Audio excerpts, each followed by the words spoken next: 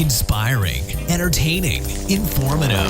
This is the verbalgraffitipodcast.com with your host, Rick Cruz, where we discuss current events and information as it relates to hip-hop. And now, here's your host, the futuristic b-boy himself, Rick Cruz.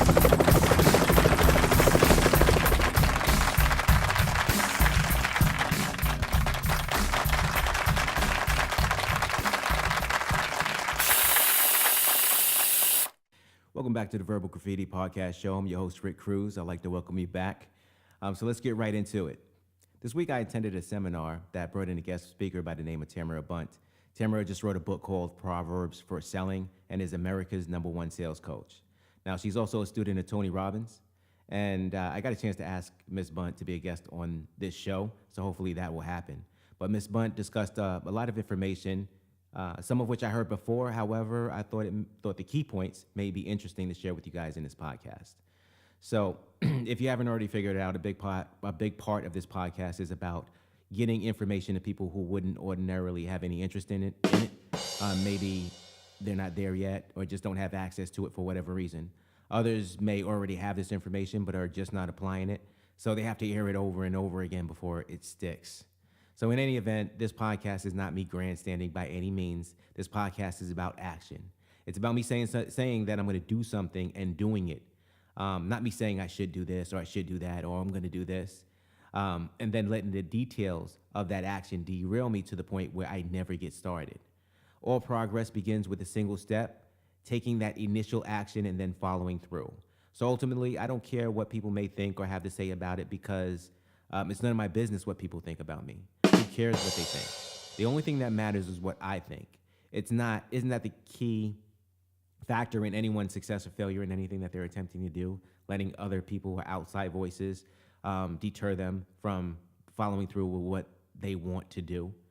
So we don't want to do that. For example, the first 5 or 6 years when I was working on Biltmore Records, I was working full time. I was going to school, working on Biltmore Records. Again, I wanted to create an independent, successful, legitimate business. However, I never defined for myself what that meant. The majority of my life, I thought that success was about having a huge bank account. Yeah, money is part of success, and financial freedom is part of it. But what good is money if you don't have your health? What good is money if you're miserable? What good is money if you don't know what to do with it? I mean, you can get all the money in the world and then lose it. Then how successful would you actually be? No, I have to agree with successful people. Success is about action and taking action on a daily basis that continually guides you towards your ultimate goal of fulfillment, joy, love, happiness, or whatever success means to you. So back to the key takeaways from the seminar that can be applied to anyone in any industry. Like I said, this is Tony Robbins' formula, but when I heard Tamara mention it, I thought it may be good to share them also. So if you have your journal or a pen and paper, I would like you to take some notes and focus on these steps over the next few days, even if you heard them already. So the steps are the 7 steps to creating lasting change. And step number one is get disturbed. Everyone has something that they're working on. Everyone has something that they want to do, and never actually get to do it, but for whatever reason. So to really get started, what you need to do is get really honest with yourself so you can get the leverage that you need to make a lasting change. Most people don't make changes until they have suffered enough pain or drama to say enough is enough. I can't do this anymore. I have to do this or I have to do that. I have to make more money. I have to lose weight. I have to stop smoking. I have to go to church. I have to finish this project, whatever it is. But it's not until you get to a point where there's actual pain involved that people actually make a change or a lasting change so that they can get to where they need to be. So step 1 is not to wait until there's pain, extreme stress, or drama. Start making those changes today. Start making them now. Step number 2, make a real decision and stick to it. Stop saying, I'm going to do this, I should do this, I want to do that. Just make a real decision and stick to it. Stick to the path and be willing to take the risk. Step number 3, create a massive action plan. Plan out step by step what you're going to do. If your goals don't scare you, then they're probably not big enough. I'm not saying to go empty your bank accounts because we are reading The Power of Broke by David John this month in the Hood Book Club, but create an action plan. I heard someone say that you have about $250,000 in your circle of five. So are you becoming friends with your friends' friends? That's an action plan. Utilize your network. Utilize your resources. Associate yourself with like-minded people. Okay? Number 4, turn your shoulds into musts. I know you've probably said this week, I should do this, or I'm thinking about doing that. I want to do this. Forget that. Turn that into a must. I will. Starting today, starting tomorrow morning. The number one reason people don't follow through with their ideas is that they focus on the process and not the outcome. So they say, I should do this, and then they start to think about the actual steps that it's going to take to get it done. They get overwhelmed with everything they have already going on, and they never start. So let's not do that. Let's learn to focus on the outcome of what we're attempting to do. And number 5, change your limiting beliefs. Have you ever heard anyone who said, I tried everything. I can't do this. I can't find a job. I can't make more money. I believe money is hard to make.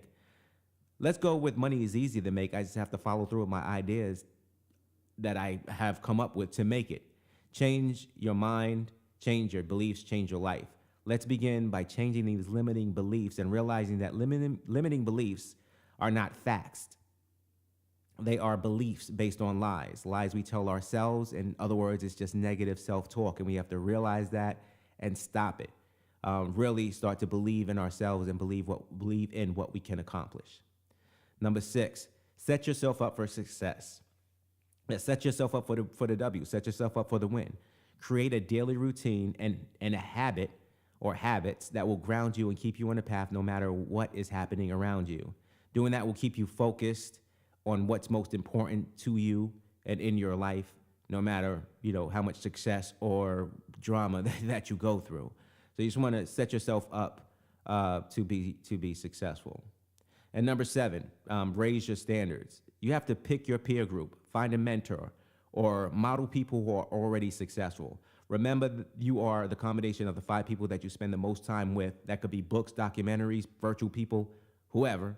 But be mindful that who you're listening to, even if it's just background music in the car on the way to work, that affects your overall outlook. So you have to be mindful of everything around us at all times and try to keep it as positive as possible. So those are the 7 steps to creating lasting change by Tony Robbins. Maybe I said it differently, but the principles are technically the same. If you're writing this down in your journals, I hope you're focusing on it this week. It should move you to take action, and that's what we want to do here. We just want to motivate you to take action on whatever it is that you are trying to accomplish, all of your goals. Thank you. So if you're listening to this podcast, it's either for a laugh or maybe you see the vision and value in what I'm attempting to do here. Whatever the case, I want to thank you for joining and listening in. So did you get your book, journal, and yearly planner? If not, I'll remind you that successful people already have these things. I mean, they get them before the year ends. And you don't have to get them, but think about it. It only makes sense as a starting point. Write stuff down. Create a weekly and daily to-do list, and then follow through. Point, aim, shoot. It's that simple. So it appears I received some constructive criticism on the first episode of the Verbal Graffiti podcast show. And firstly, I would like to say, look, Rome wasn't built in a day, and I didn't expect to hit a home run out the gate with this podcast. But I did expect to do what I set out to do, and that was to get started. Sure, there are more than a few tweaks that can be made, or more than a few tweaks that are needed, but rest assured that, those things are going to be worked on. But after the show, I did get some feedback, and now I would like to share the top 5 critiques of the Verbal Graffiti podcast show, and we'll start with number 5. Now, number 5 is, how many times did you say Well, I probably say a lot in general conversations, so thank you for bringing that to my attention. It's something I will work on. And the suggestion was that whoever can guess the number of times that I said in the first episode should get a gift card of some sort. Okay, well, I can do that.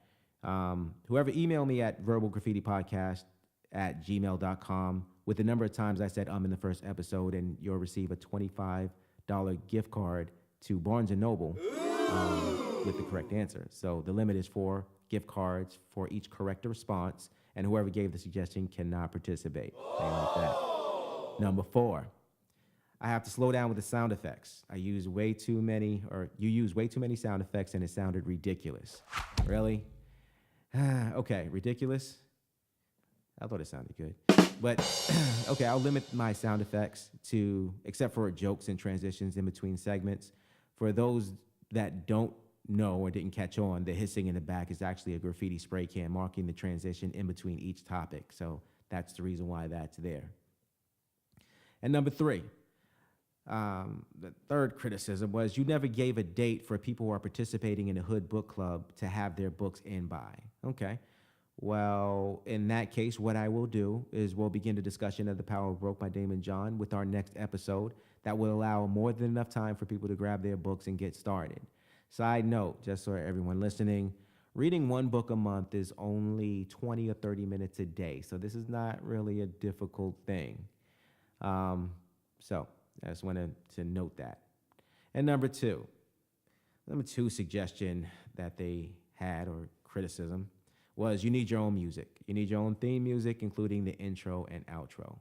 Well, look, nothing against my boy at cheappodcastintros-and-outros.com, but yes, I think that's something that will be worked on and will change as we continue to roll out our shows and try to perfect what's going on over here. But my goal is for you to hear the show in its raw form, and once we are fully up and running, you'll see how awesome it is. So right now, you're kind of just included in the process. So this is me making a podcast, and you get to hear it first. So yeah, I will include that. Actually, I do have some music. You want to hear it? Hold on. Let me go grab that. Okay, here it is. Okay, check it out.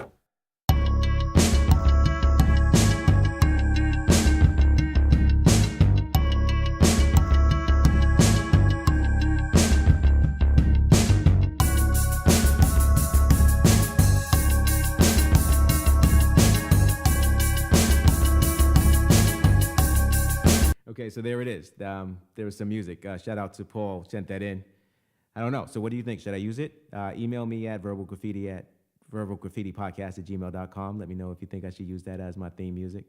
I don't know. It sounds like something out of X-Files or something. But yeah, no, it was cool. So yeah, we will work on having our own theme music and maybe, enhancing some of the intro and outro themes. But no, I like them as it is, but, they still need to be worked on. And number one, let's get back to it. The number one critique, or the one that I thought was the funniest, was a suggestion from a listener. It was, dude, your voice sucks. Really? Sorry, there's nothing I can do about that. I mean, my voice may not be designed for podcasting, but I'm going to make it work. But really, calm down. I don't want to hear any negativity. This is a positive show, family friendly.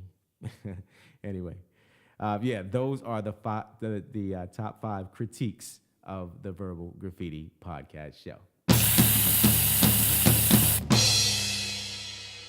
And that's it for now. That's the second episode of the Verbal Graffiti podcast. I look forward to you all continuing to join in. And remember, this podcast is actually brought to you by Biltmore Records. Shout out to our partners, Amazing Life Investments, LLC, and TCK and Associates. You can continue to send your thoughts via email to verbalgraffitipodcast@gmail.com. Also follow us on Facebook, Twitter, and Instagram at Verbal Graffiti Podcast. And until next time, remember to work harder on yourself than you do at your job. Shout out to Jim Rome for that famous quote. Peace. You've just listened to the verbalgraffitipodcast.com, brought to you by Biltmore Records. You're welcome to leave a comment. Visit us on biltmorerecords.com or on Facebook, Twitter, and Instagram at Biltmore Records. Until next time, friends, we encourage you to live life to the maximum.